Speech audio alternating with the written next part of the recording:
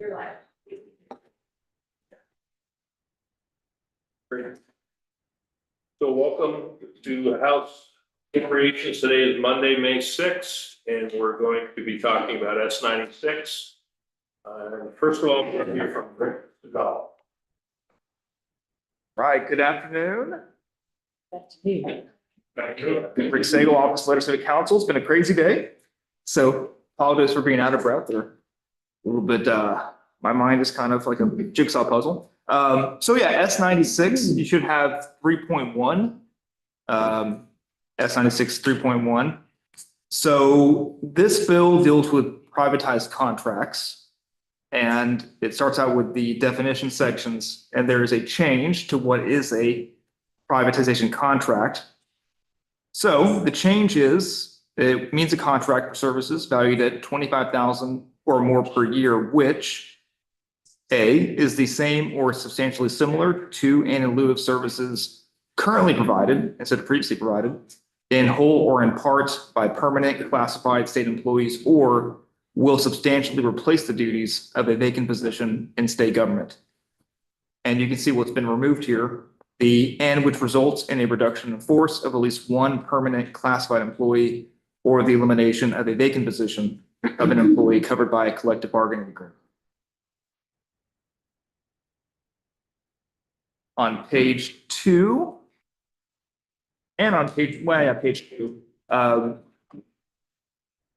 the committee noticed some language that may not have been easy to interpret. The spirit you see on line 3 on page 2, spirit and intent.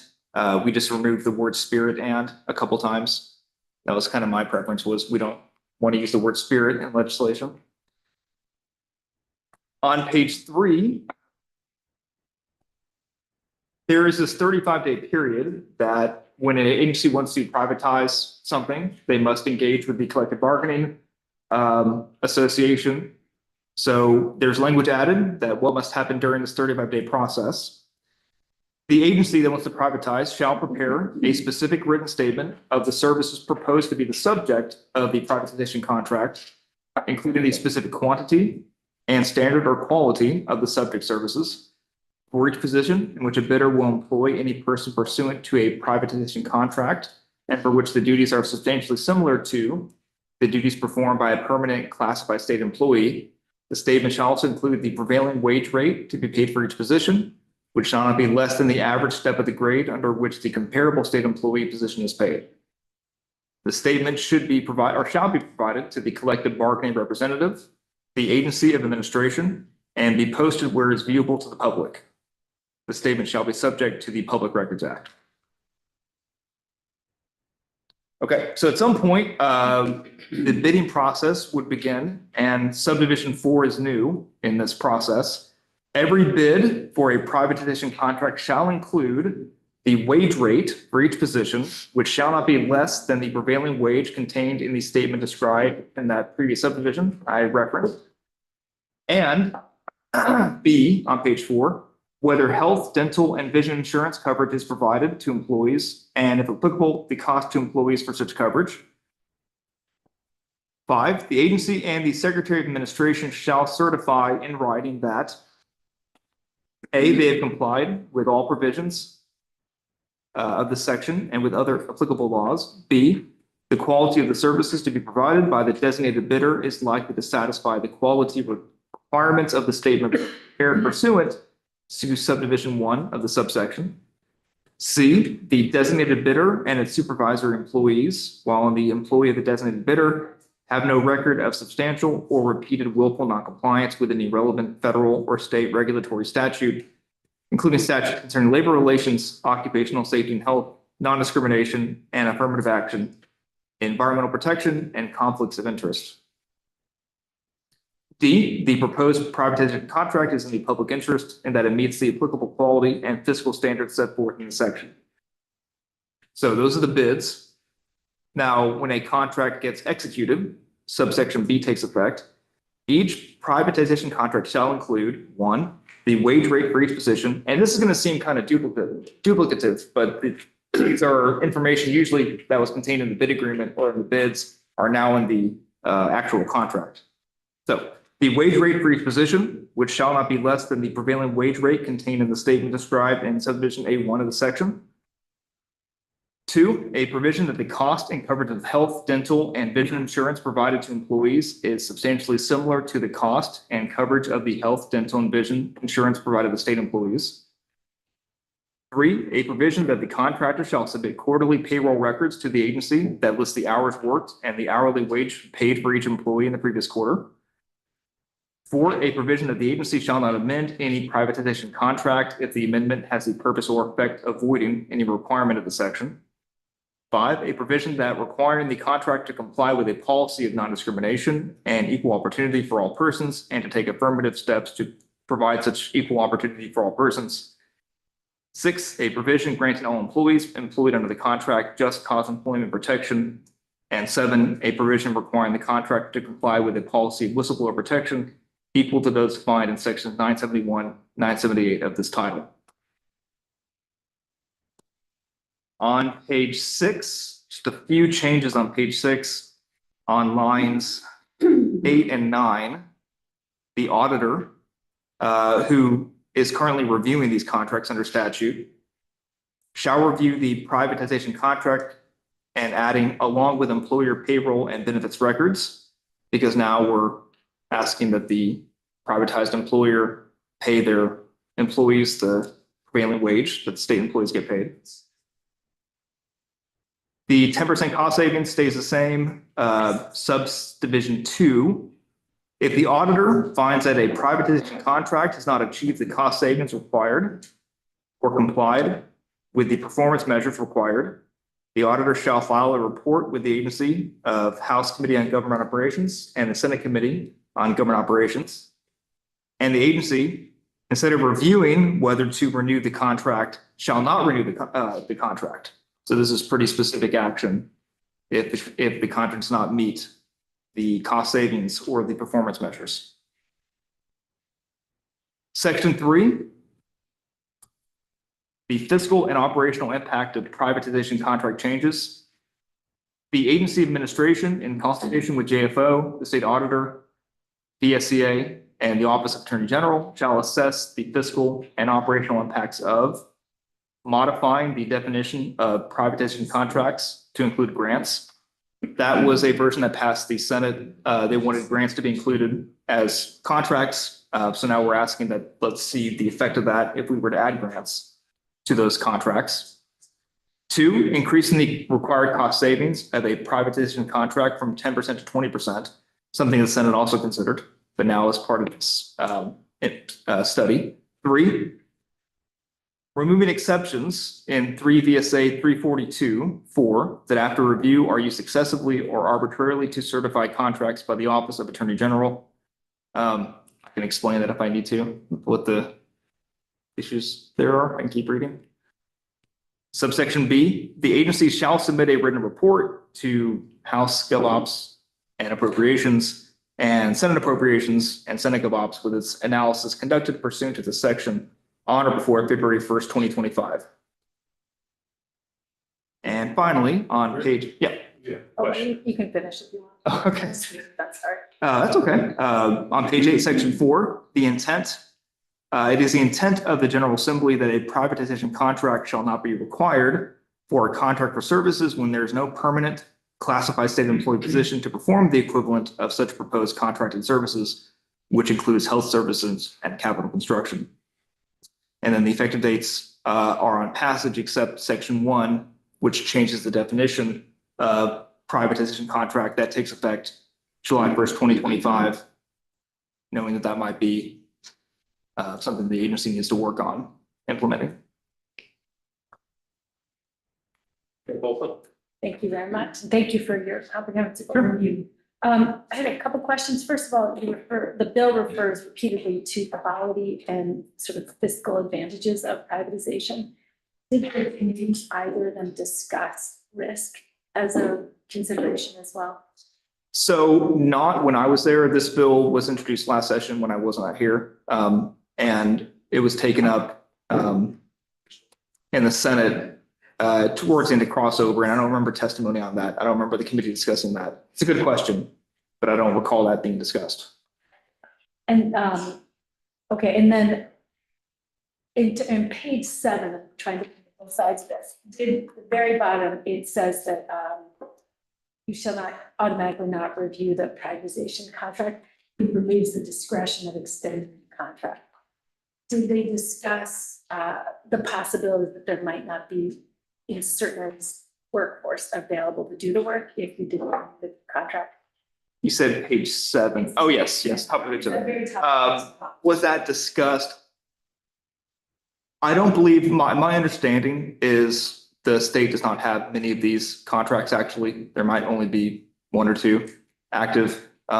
So I think certainly if there's this one large contract the state engages with, and that contract does not meet these requirements, that could be substantially, consequential. But I don't recall, what the study is meant to kind of understand the impact of some of this. But that specifically, no, I don't recall that being discussed. Just one last question, if I may. Sure. The, one of the things from being on the other side, there was let me just say that in our state, we have a lot of monopolies. So when you're bidding, it's not really a very competitive bidding process. So once you outsource, you actually can lose the ability to have cost control. And that's sort of where I was going with risk. So that one risk is that you end up having one provider who can actually, or one vendor who can do services. But sometimes when it's national, you can have the person that you initially initiated contract with be purchased, in our case, by up to 3 different people before the contract was executed. Did they talk about that in the context of what protections as well? No, I think a lot of those are not privatized contracts. A lot of those are just contract for services that don't fall under the, Okay. that would not fall under this type of legislation. So that's probably why it wasn't discussed.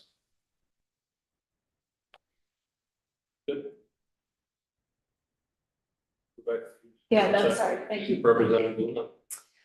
Yeah, I have a couple of questions. One is, why is this in appropriations? Is it just because it involves decisions perhaps that would affect or activities that would affect our decision-making in the future? I'm assuming S96 as it passed the Senate was a different bill. The House changed portions of it. It wasn't as it passed the Senate, it was as it passed Senate Gov Ops, because the Senate appropriations changed it dramatically, and it was only a 3-page bill when it Right. passed the Senate. Right. And I think that House Gov Ops probably put back in what. Correct. Yeah, the House GovOps put some of what Senate GovOps had taken out of their committee. So as far as why it's in appropriations, I don't know how all this works yet. I'm still learning of why it goes to certain committees. You have a JFO representative, I think, on Zoom that may provide a fiscal note as to why this could impact the state. But as far as the cost to the state, there's no per diems, there's no specific appropriation of money. Okay. Yeah. Does this, will state government need greater capacity to do this kind of analysis? How much does it change what state agencies have to currently do to enter into a contract? Yeah, you're speaking to the section 3, the work. Yeah. The work. Yeah, that's I think the agency administration is understanding of the complexity of this task, and there's a number of groups they consult with. You may be right. I may not be the best person to answer that question. I think there is this concern that there's not very good record keeping of these contracts and cost savings potentially.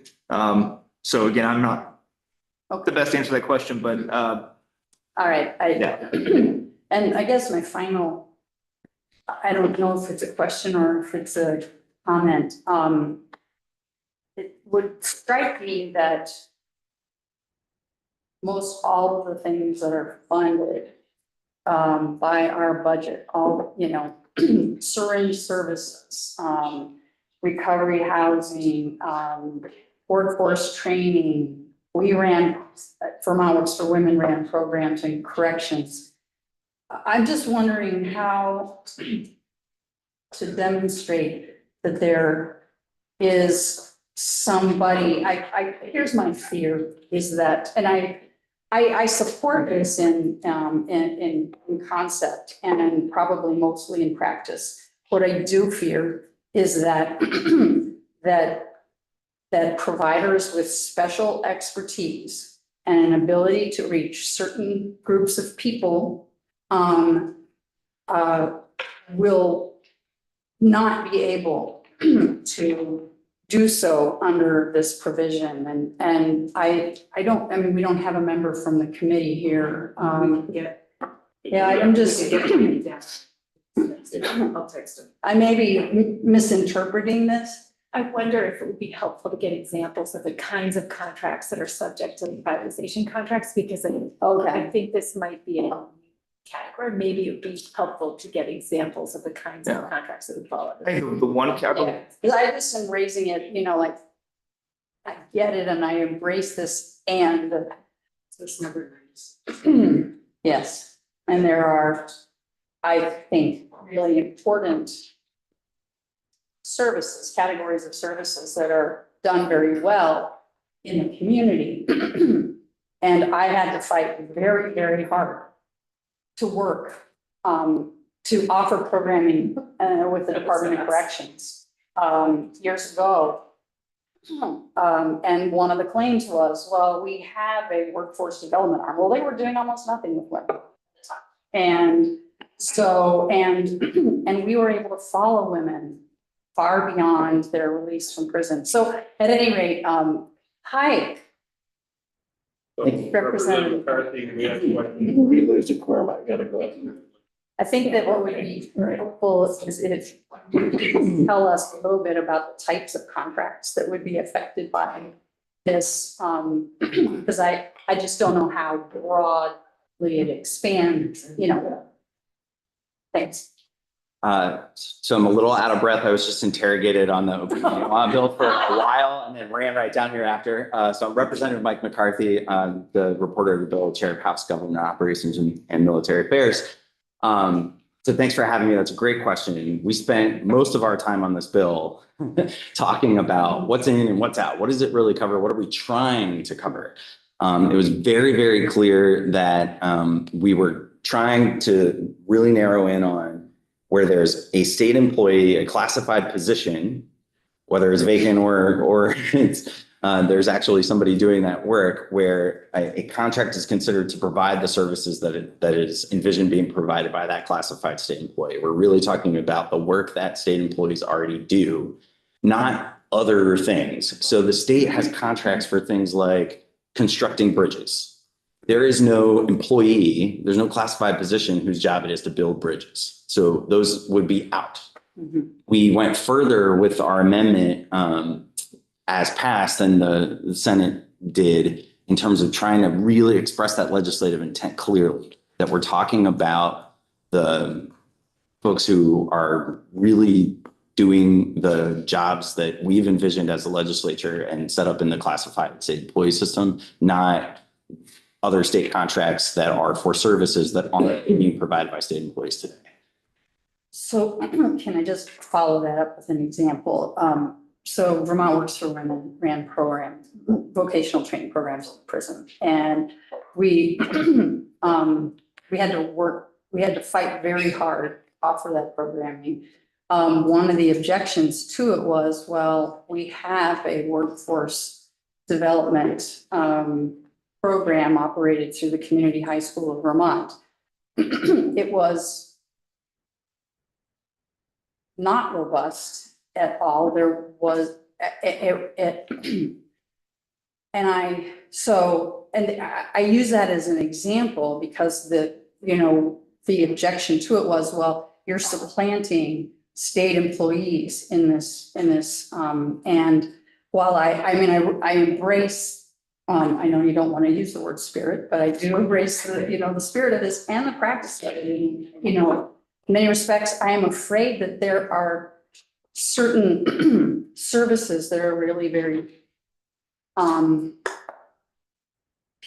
groups with specific expertise they're able to do some things that would not be done by a state. And so I just am trying to figure out how It that would not be done, Representative Bloomley, that I think is really important there. Because what we're saying here is that a privatization contract, and this is the first part of its current law, it's the same or substantially similar to, and in lieu of services provided that are, and we've changed previously to currently, to be more specific about what we're talking about, currently provided in whole or in part by permanent classified state employees. So I think that if you are able to successfully make the case that those services are not substantially similar, it's not the same training, it might still be workforce, but it's a specialized or different service in some way, then you're not subject to the privatization contract. The issue that we were taking testimony about specifically was when the administration appears to have kind of given up on filling classified state and employee positions and then is going out to bid for contractors. And they can still do that under the privatization contract statute, but they've essentially gotten around needing to do the privatization contract statute to see, are we actually requiring the same things that we would require of a state employee by leaving those positions open? Because right now the privatization contract statute requires a RIF. And so the biggest policy change here is actually saying, okay, it's, the elimination of a vacant position isn't the thing. It's not a reduction in force required to be a trigger.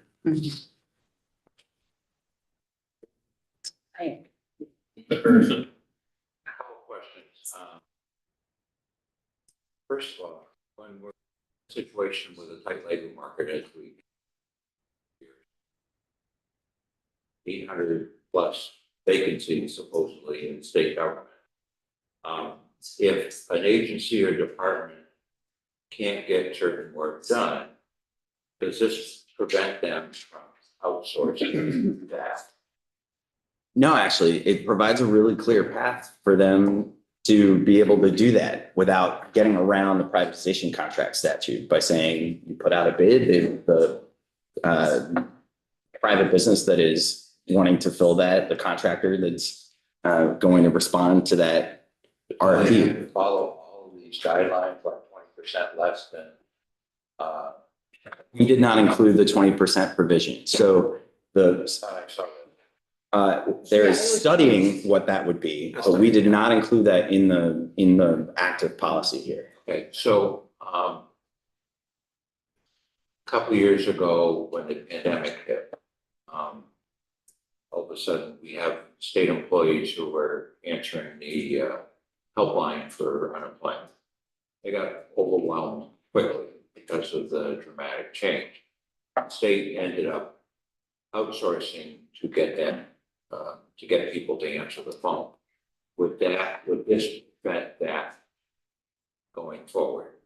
No, actually, I don't think it would because, so you'll notice in the study, there's a review of the exemptions that are provided under 3 VSA 342.4. And those are the provisions where there's essentially emergency provisions and there are a whole bunch of ways that the administration or the department or agency that needs to seek those services can get around those. One of those exceptions is the need for services is urgent, temporary, or occasional, such that the time necessary to hire and train employees would render the obtaining the services from state employees imprudent. Such contracts shall be limited to 90 days duration, et cetera. So there are already provisions that allow a lot of flexibility for those kinds of situations elsewhere in the law. And in the study part of S96, we contemplate what would happen if we removed all of that flexibility or some of it, but we're not contemplating actually moving forward with removing those exemptions in the bill. In the list of guidelines which a private contract would need to adhere to with wages and benefits, it talks about the cost of health benefits basically be the same or higher. What does that mean? If you, I asked that in a sense of, I guess there's a way to actuarially evaluate different health plans to make sure that they're somewhat comparable. But how do you evaluate the cost? I mean, what if a private company has better health experience, so therefore their health costs are lower? This actually talks about cost, not the actuary description of the benefit. How would you compare that? It's cost and coverage, right? So it's cost and coverage. It must be, the cost and coverage must be substantially similar to what the state offers. Yes, no, and I read that as the cost, both gotta be the same. Didn't say or. No, but substantially similar. It's a little bit of flexibility. It could be that the privatized company has better coverage at a slightly higher cost, or vice versa. It's slightly less expensive, but it's not as good coverage. I think the intent here is to give a little bit of flexibility, because you're not gonna be able to have a perfect match. That doesn't exist in the world, right? Right. But I think the intent of the language here is to ensure that state employees are getting this. You need to offer a similar health benefits package to your employees, to ensure that, I think they had testimony from employees, one at the same Department of Corrections. You'd have one state employee working next to a privatized employee. And that employee was not getting paid the same. That employee did not have the same health benefits. So I think the intent there is to remove that inequality. Yeah, no, and maybe I'm getting hung up on the cost. That'll come to an example, but let's just say it's for the contractor that does the work remotely, and they happen to be located in a state where the cost of healthcare is less expensive. It doesn't mean that the benefits are less. It just means when they go to the hospital, they're not charging as much for whatever reason. I mean, healthcare costs vary a lot by state. And does that prohibit Vermont from contracting with that remote company? I mean, if the remote company is not able to say that the cost and the coverage of their health, dental, and vision is substantially similar to the Vermont's coverage, then I suppose they would not be able to. But it says cost and benefit. Cost and coverage, which, Right. If they're hung up on that, then I guess not. They would say that we can't match this. Our benefits are not substantially similar to your benefits, so we can't bid on this. I think that would be, again, kind of flexibility between the two. And it may in practice, I just, Right. looking at what the words say. Yeah. I mean, if you have a suggestion for language that might, you think fit better? I mean, personally, I think it's the coverage, the actuary coverage, and the costs are gonna vary with every employer out there based on their own individual experience, their marketplace, where they're located, et cetera. So I just don't know why cost even needs to be in here. I mean, we all want lower costs, but we want the coverage. So I think perhaps Representative Harrison, you may be biased in terms of your perspective being on this esteemed committee. But I think part of what we're talking about is the cost of the employee, not necessarily the full cost of the plan to the state. Yes. And it doesn't have to be identical. Like the substantially similar is doing a ton of work here, because it's essentially saying, do you have like coverage? And it doesn't have to be identical in order to meet that substantially similar threshold. I'm not the lawyer here. I'll let. That was, yes, the intent. I didn't see it that way. It is to talk to the employee, what the employee pays. That's 20% of it's 20% of a big number. it's still 10%. The cost savings. Oh, so I believe Representative Harrison is referring to the cost share that say employees have Oh, in their sorry. health benefits, Sorry, okay. the 20%. Yeah, we've got too many 10s and 20% going on in this conversation. For now, yeah. Representative Holcomb? Thank you. So Your explanation actually raised questions for me. I'll give you a hypothetical. There's a function that has not been funded or staffed by the state, even though it might have had a federal counterpart for years. And the legislature decides that instead of letting the agency do it, they're going to instead give a grant to a nonprofit partner $500,000 to do work that the agency used to do, but there's no refs. Does that count under this? If the work or the service that's being provided is substantially similar to that being done by a classified state employee, it would come under this. If it's something that's never been done by a state worker before, it wouldn't automatically come in under this. So it doesn't matter if it's done by the agency, or by the administration, or by the legislature. So if the legislature orders it, so for example, we did that literally. We can trumpet in the legislature by saying, we're going to mandate this privatization. Because we pass laws that effectively do that. So what you're saying is this only applies to the administration. It doesn't apply to the actions of the legislature. That's not exactly what I'm saying, but I'm just trying to clarify how this applies. We're in three, I need to double check. We're in 3 VSA 341, which is the executive branch. So the administration is not allowed to privatize, but the legislature is. I will double check that. That's my understanding, is that this applies to the executive branch, but. yeah, so Representative Holcomb, in the hypothetical that you're bringing up though, there's no job that's being replaced. So while I think the concern you're bringing up is great, I don't know that it's really covered by this bill. The real focus of this bill is about existing classified positions that then we bring in a private contractor to do the same work. Well, you are bringing in a contractor to do the same work and actually create more work for the agency, because now they not only do their own work, they have to do the financial auditing of the work done by the private vendor. So it actually does directly relate. So what we do is we increase the load, and we now have privatized additional work that used to be in their original domain. So they actually had to do it twice because they still have to financially audit. Yeah, and one of the things we didn't even touch here, whether it's legislative or executive branch, was grants. And the Senate GovOps passed version of S96 brought in, really widened the coverage around the privatization contract further. But I guess what I would say is that while any contract for services over $25,000 could be considered privatization, it's only a privatization contract subject to these provisions if it's replacing the work that's already been done by a classified employee. So I think the situation that you're talking about is one that we really should look at, but it's not one that we consider in S96. And just to follow up, it does just apply to the executive branch. So if you look on page 2, line 12, an agency shall not enter into a privatization contract. You don't have it here, but agency is defined as any agency, board, department, commission, committee, or authority of the executive branch. So just thank you for asking So that. we apply it to the administrative branch. Yes. Not to the legislative. Correct.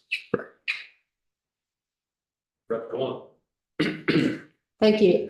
I've been scrolling through bulletin 3.5, which was just recently updated this December and posted online I think was this March.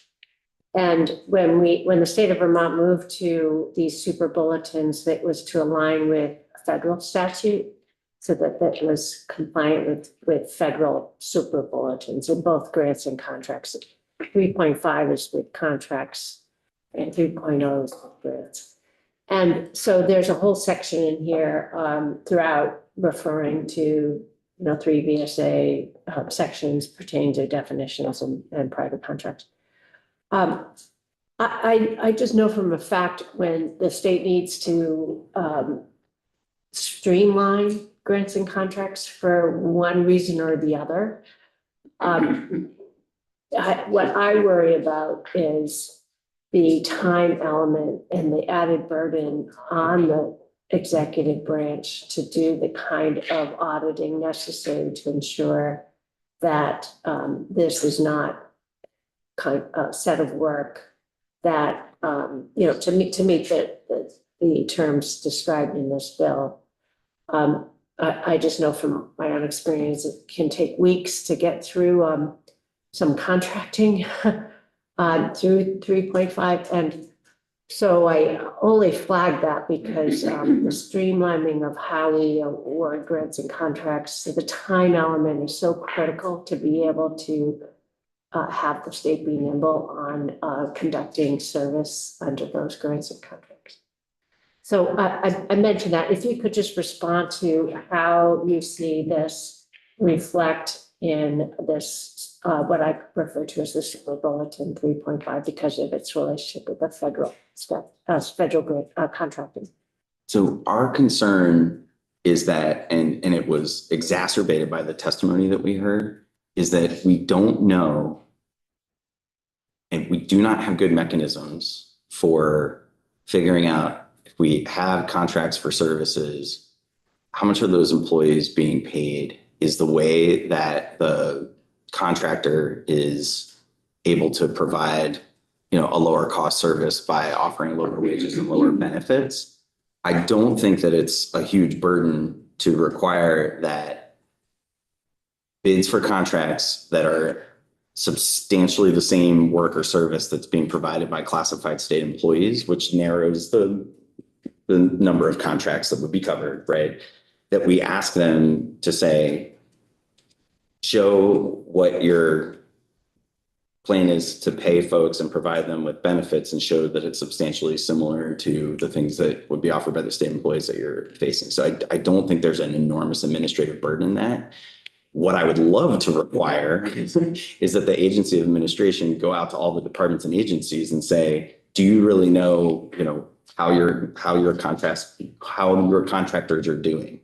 Have we privatized so much of state government that we have a really inefficient state government? Because for the longest time, the culture was, to have state employees doing the work of the people. And I think that in the last couple of decades, we've gotten comfortable and in the process of having many of the services that we want to make sure that people of Vermont have done are actually being done by contractors on behalf of the agency or the department. And that sometimes is great and is probably the most efficient and best way to do that, especially when it's time limited things or it's a specialized service. There are lots of provisions and exemptions in that 342 before that I talked about before.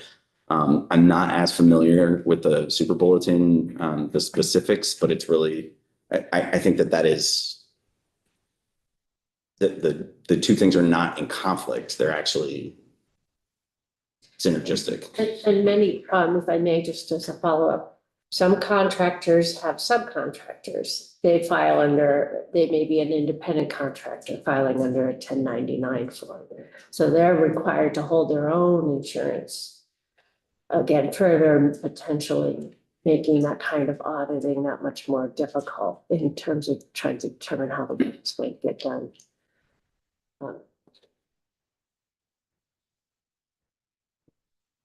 Do you want to answer that? I mean, yeah, because there are lots of ways. It depends on whether it falls under this is going to depend on whether it's, essentially a semi-permanent replacement of a state employee, right? Yeah, I mean, during the audit, the auditor would have to be satisfied with the records of receipts from the employer that I believe that this healthcare is being offered that is substantially similar to what the state is offering its employees. If the auditor cannot get that information because it's subcontractor or subcontractor, how far we go down, then that contract may not be renewed.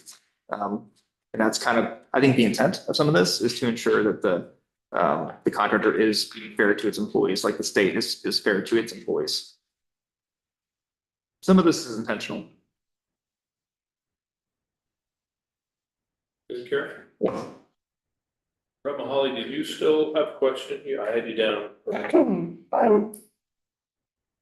Please tell me if it's been covered and I'll talk to one of you.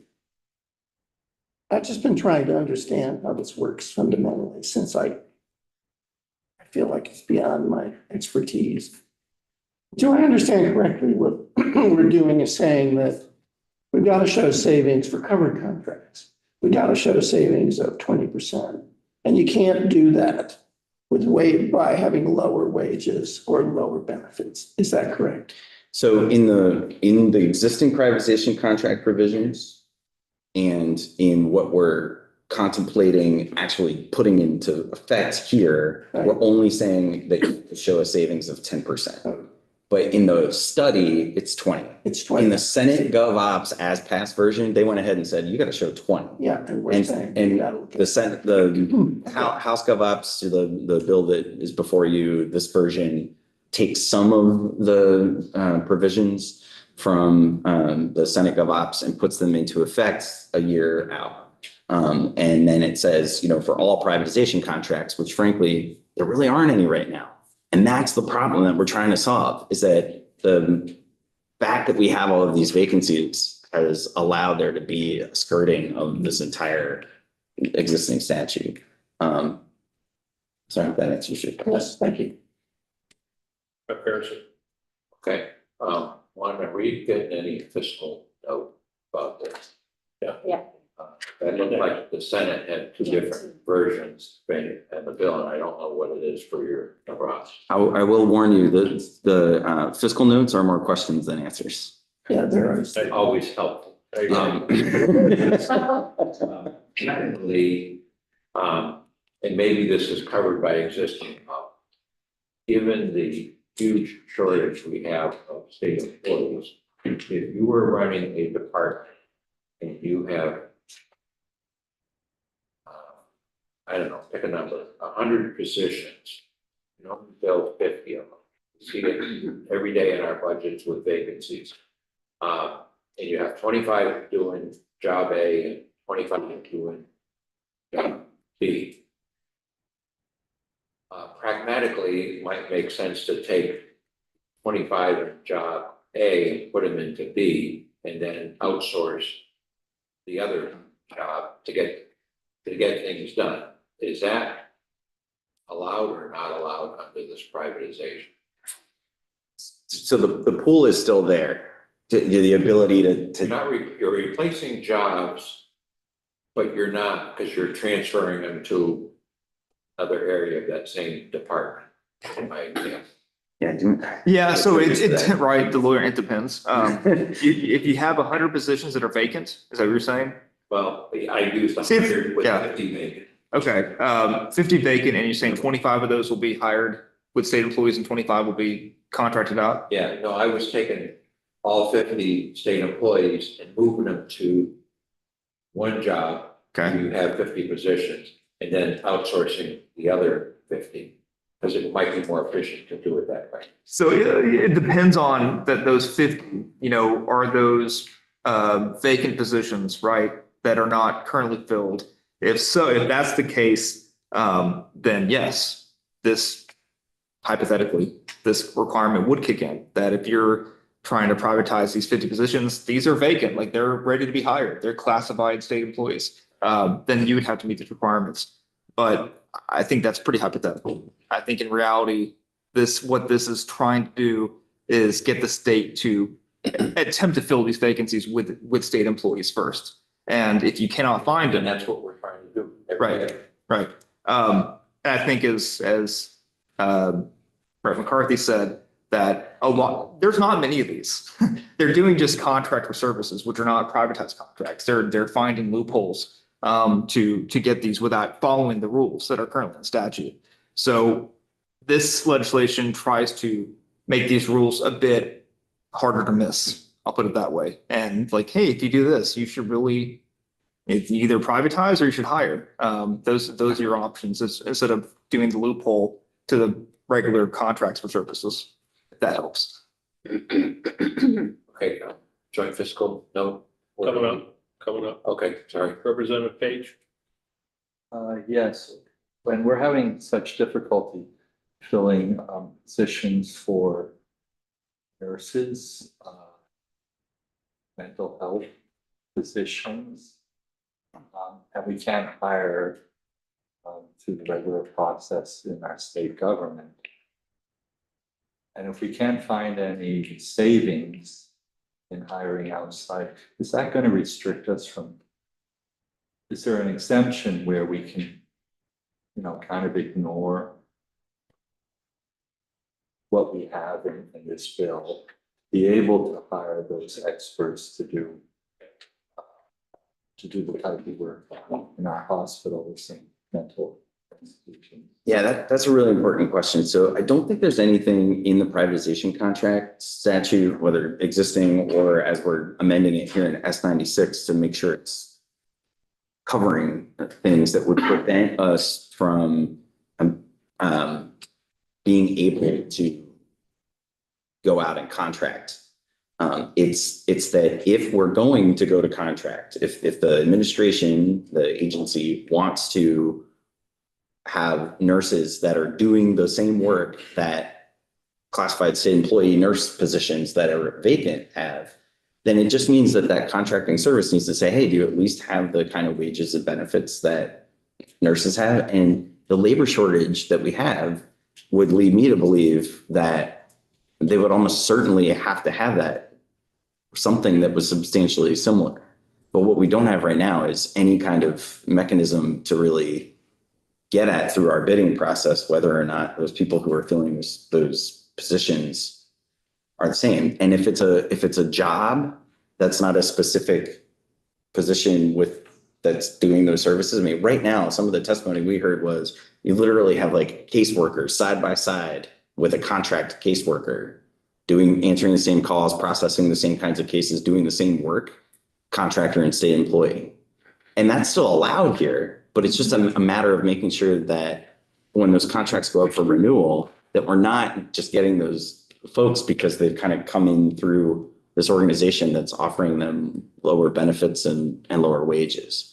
So I don't think this will stop the state from doing that. And in emergency situations, again, the 342.4 really gives the agency a lot more flexibility, at least on a temporary basis.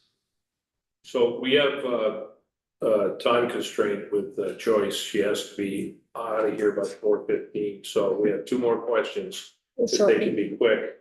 Rebecca's, you're next. What are you gonna ask about the travelers? That's what I was getting. Because if you're gonna ask, I'm gonna leave that question, I won't ask it. Well, I'm gonna let you ask that one, because you've been working on that all session, but Well, not on travelers, I'm gonna ask about travelers. I mean, that's what I was getting that's at. it. Whereas they're getting far more than, they're actually getting far more, the travelers are, than the nurses who are state employees. And Maybe we can incorporate that after Carrie's question. Okay. Answer. Okay. Go ahead, Carrie. Yeah. Wait, that wasn't my question. I thought Tristan was gonna ask that one. So I just want to say that I really like where you're going. I mean, I understand what you're trying to do. There are several ways to kill state government. One is to fund it adequately, which one of the things that we've seen is that systemic underfunding of state employees is really creating a situation or contributing to the challenge of filling these positions, but also creating upward pressures in almost every budget, particularly for people at the bottom third. The other is to give it too much to do. And every time we pass a law here that has anything to do with any agency, we have just created more work, but we haven't necessarily created a new funding stream that helps support it. Or you can do both, and I would argue Vermont does both.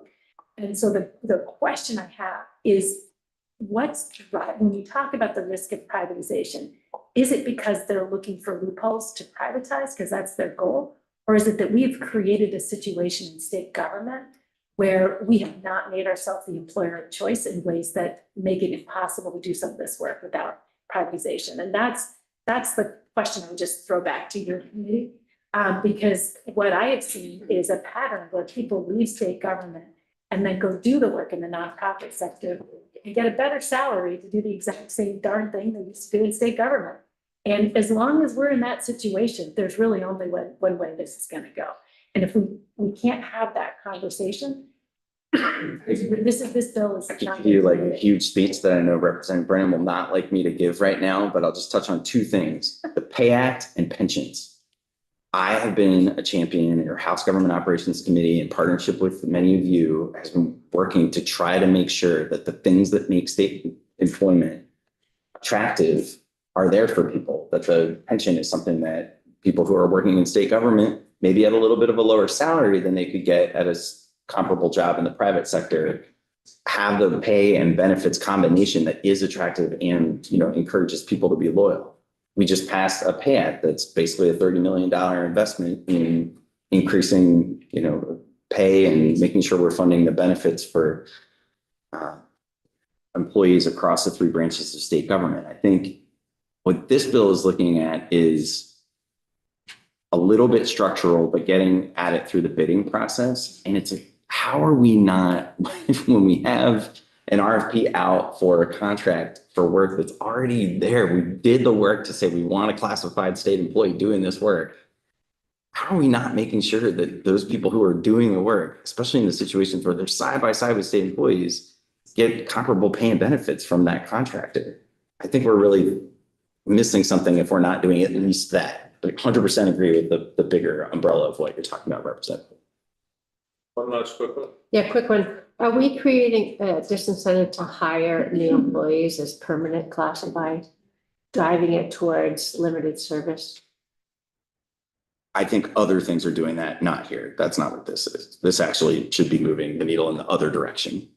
Yeah. Wait till after this. Thank you. Thank you. Thank you. Joyce, are you with us? Yes, indeed, I'm with you. Great. You're gonna run us through the larger of the two fiscal notes? Well, not exactly. So for the record, I'm Joyce Manchester with the Joint Fiscal Office. Thank you for allowing me to participate by Zoom. Much appreciated. Right, so I have two fiscal notes, both based on Senate committee versions, and neither one is exactly right for draft 3.1, which is before your committee right now. So the first fiscal note is the heftier one, and that was based on the Senate GovOps committee draft, which included a lot more provisions than are currently in the draft 3.1. However, many of the questions raised there are also pertinent for your consideration. The second fiscal note is simply saying that when Senate Appropriations changed the bill to a strike all, they changed it to a study, which would have no fiscal implications. Okay, so let's go to draft 3.1, and I'll be talking rather than referring to the fiscal note. So draft 3.1, if passed, would likely have fiscal impacts. However, they are impossible to estimate because we don't have the data. So there is no place in state government that collects data from all the agencies regarding the wages and benefits paid to contracted employees.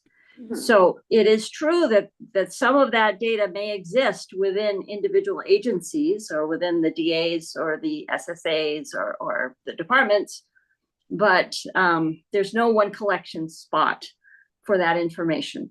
So it would be really impossible right now for anybody to look at all the contracts offered across state government and say, well, if they currently save 10%, are they paying the prevailing wage?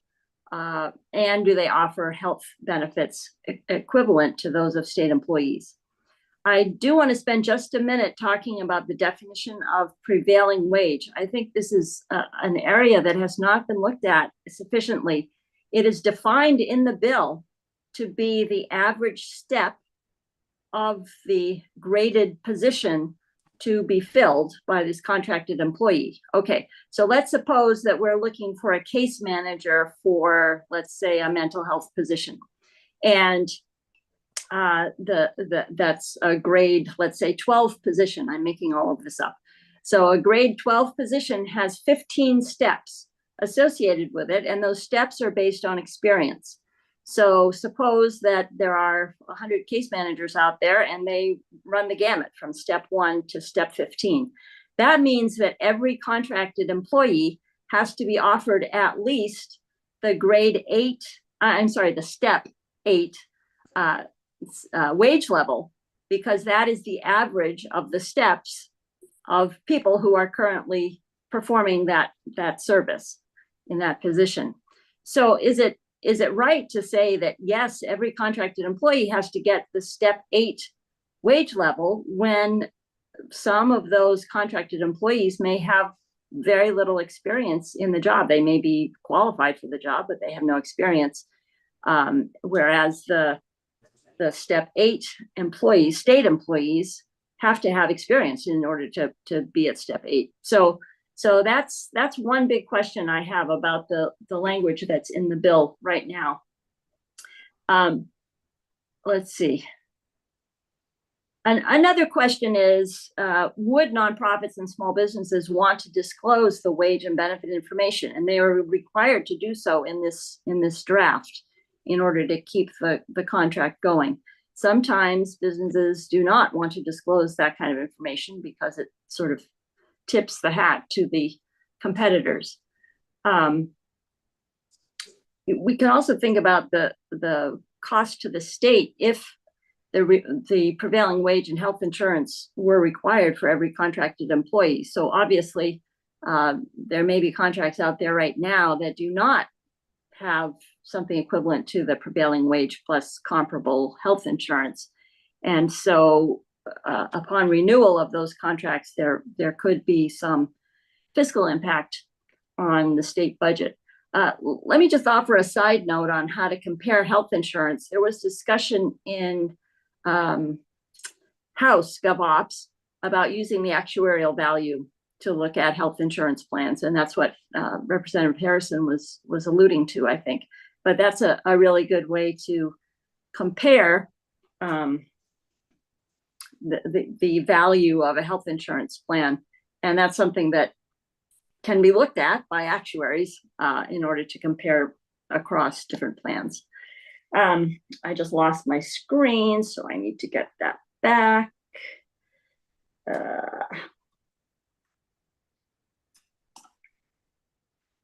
Yes, okay. I guess one last point that I'll make is that if existing contracts are not renewed, there could be a dip in services provided by the state. If the state can't find a contractor who can satisfy the requirements here, and they can't hire because of the tight labor markets and the demographic challenges of our state, who provides the services? So that's one more item to think about. And yeah, I could say a lot more about this study and how difficult the study is going to be to perform, given that we have no data. But I'll stop there and leave some time for questions. I'll wait until after I don't need to question Joyce. Okay, Representative Harrison. Joyce, thank you. Maybe you know something of how prevailing wage contracts work. I think with our capital building projects, the contractors need to comply with prevailing wage rules. Do they have to then list the wage for every position? Or do they have to just assure that overall it's a prevailing wage? Do you know how that works today? Right. So there was a discussion this morning in House GovOps about this. The federal prevailing wage is a completely different concept from the prevailing wage as defined in draft 3.1. So in construction contracts, for example, states must comply with the Davis-Bacon Act, which says you take a survey of jobs across your area. You see what the wages are currently paid, what wages are currently paid to people in the same position, and you have to offer the average of those wages. So that's a very different concept from this one, which applies to the step level of the position in state government. So a contractor doing work with BGS wouldn't have to identify each position, a carpenter assistant, and put the wage that each employee is getting? Well, again, it's a different concept because it's based on that survey of wages paid to different positions. So they would be looking at different positions, but it's not based on the steps, the grid that applies to state employee pay. Okay. This is not a requirement today when we go to, if we went to contract with a service that would have otherwise come onto this law today. They don't have to do that today. No, my understanding is that there's no there's no required wage for contracted employees today. Okay. All right, thank you. Now I better understand why Senate Appropriations wanted to study the issue.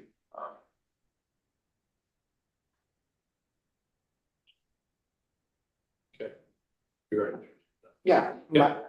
mine is not for Joyce, but rather for us. I think that this is as constructed by House GovOps is a narrow slice that's worth doing.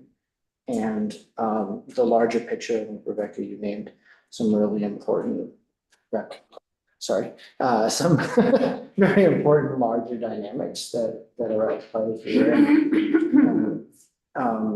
You know, and some of the comments that were made about the flexibility that the governor might need, given the workforce. I would feel a whole lot better about that line of argument if I felt that anyone from the administration had shared any attempt at any sort of plan to adjust to the labor market. But there has been, you know, I asked the Commissioner of Human Resources, is there incremental improvement needed or fire for the workforce? They said they had no offer for anything more substantive. I asked the Commissioner of Budget and Finance, are we in a crisis? Have you evaluated the training costs? You know, any of that, like, what are you doing to adjust? I asked the Commissioner of Labor, who in statute is actually the workforce leader for the state of Vermont. What are you doing to change in order to change the dynamics that's happening within your within your department, particularly in UI where they had a 20% vacancy rate? And he said, well, we have to wait 3 years until our database is done. So what I'm not seeing is a systemic approach to this question of response, but a resistance then to say, well, we need it for efficiency purposes feels to me like a false argument. The first and foremost, let's actually talk about whether we want Vermont to be the employer of choice, how we get there, what we have to change to do it, what we're capable of doing and what time frame and what are the budget implications. But there was $19 million in silent pressure just from all the RFRs and market factor adjustments that have been being made and where we're having to reprice ourselves to hire at a historically low success rate for the state of Vermont. And we're having massive turnover issues. So there is a global systemic problem happening. And I hope we can address it. It's not going to be now in this week, but this is a narrow, targeted intervention to one piece of it, and I'm wholeheartedly in support. Very good. Rebecca. I appreciate your comments. For all the reasons, I'm gonna vote yes as well. I am worried that we will really solve the problem, because we haven't. I agree. And I worry that we still have in place some incentives. What we're penny wise, pound foolish. We think we're saving money, but we're actually increasing costs. And I worry that if we don't take a systems approach, that we're gonna pay dearly down the road.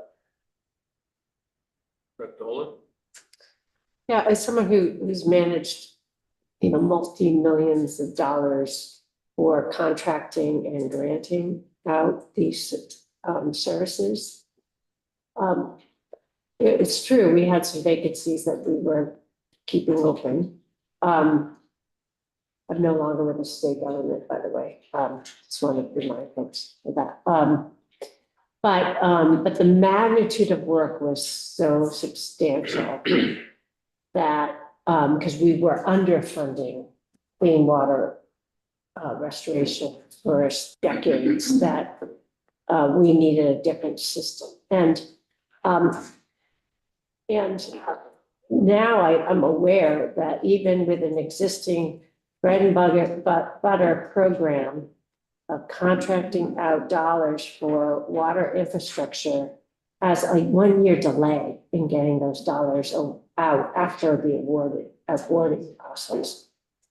So I too appreciate how the focus is on the privatization contracting, which is a narrow scope of the work that we do, and the key element in the definition of private contracts within the bulletin 3.5 is that connection with an actual briefing of that position. I think that's a critical element to the narrowing of what we're trying to do here. But I just wanted to mention, just my reservations, especially if I'm thinking about expanding it into grants. The reservation of the burden it places on already a under-resourced state government and trying to get critical work and service done in the state. Nowhere should we use that as an excuse to circumvent bulletins that are established, or even that would include statute that includes, the privatization, contracting, and what we're trying to achieve there. But I only want to flag this for knowing how hard it is to contract out in an efficient way to state government anyway.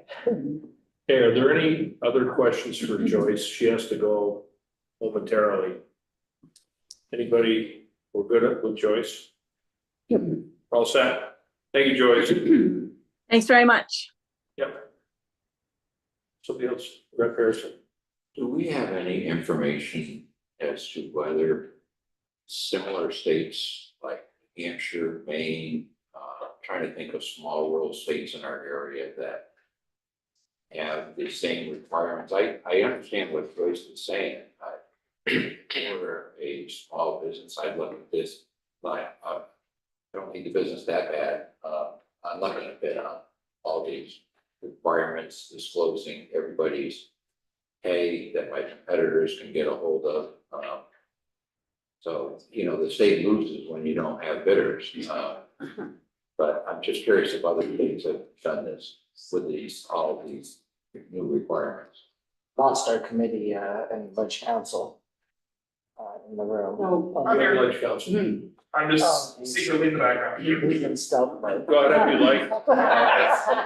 Identify yourself if you have an answer for that. Rick Sagal, Office of Council. Can I hear the question again? I'm sorry.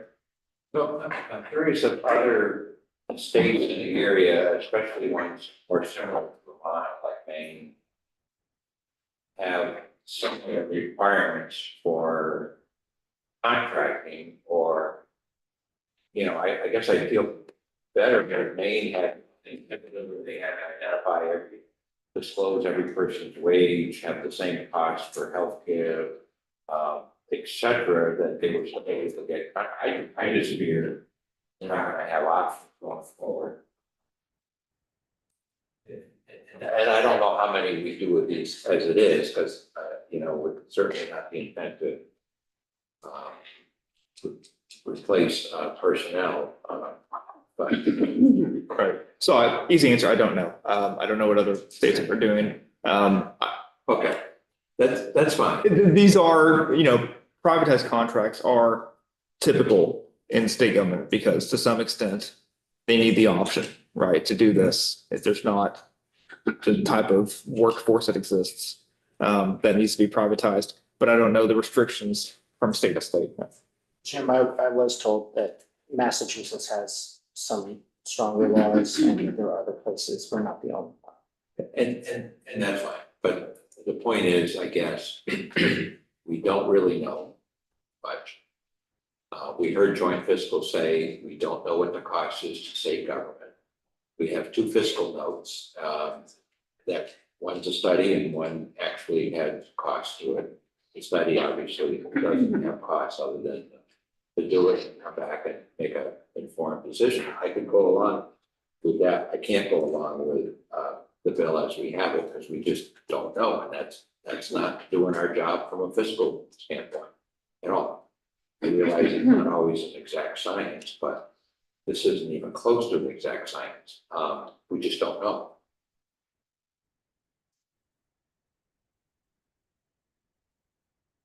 Page. Is it the intent of this bill to preserve state positions? To preserve state positions, I think that may be putting it a bit too simply. Certainly, there's not the desire to allow the state to take positions that are currently held by state employees and privatize those. That's the exact opposite, right? The intent is to encourage the state to not turn a vacant state employee position into a privatized contracted position, if that makes sense. So I don't know if we can like label it that simply. Some may see it that way, but I think it's much more complicated and detailed than that. Representative Polino?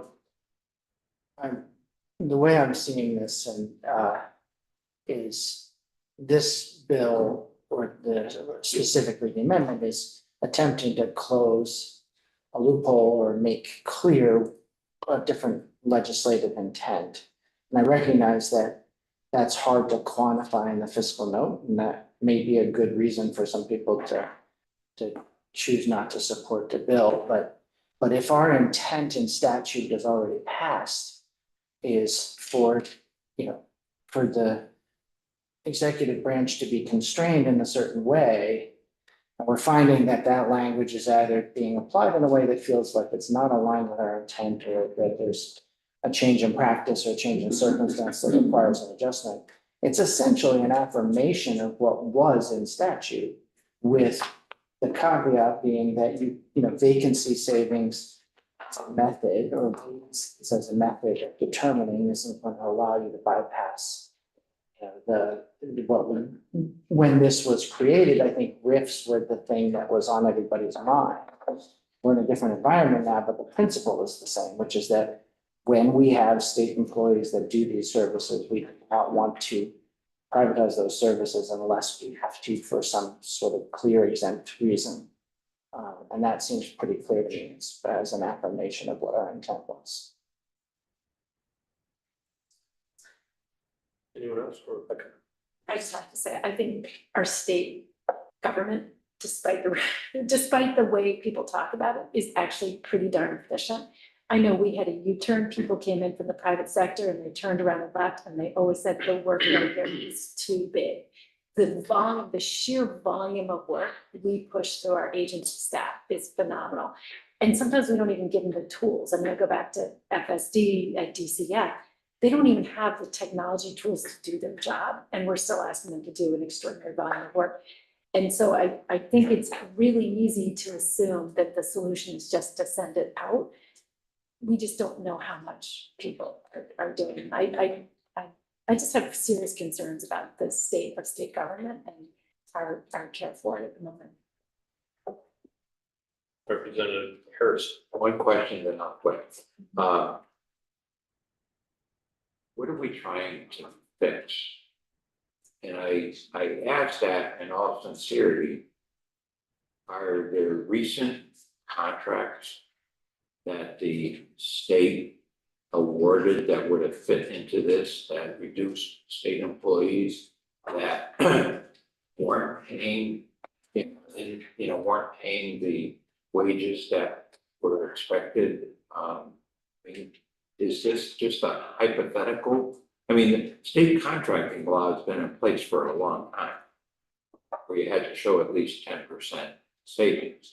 You had to do some other hoops. Do we know if this is, or is it just on someone's wish list as a I believe nice to have? I believe the chair referenced, for example, a caseworker, case manager sitting side by side, one contract, one not, and that I think that they felt was that the ability to do that was not what the legislature was, but was because the legislative intent contemplated that the methodology would likely be RIFs, they missed the current workforce dynamic. And so it's just essentially saying, we still want to make it difficult to privatize a job that this classified state employee is already doing without, with certain exemptions. We still want to make that something that has to be thoughtful, intentional, and appropriate. And the world's slightly different, so let's just adjust the mechanism by how we limit that. This is the way I'm reading it.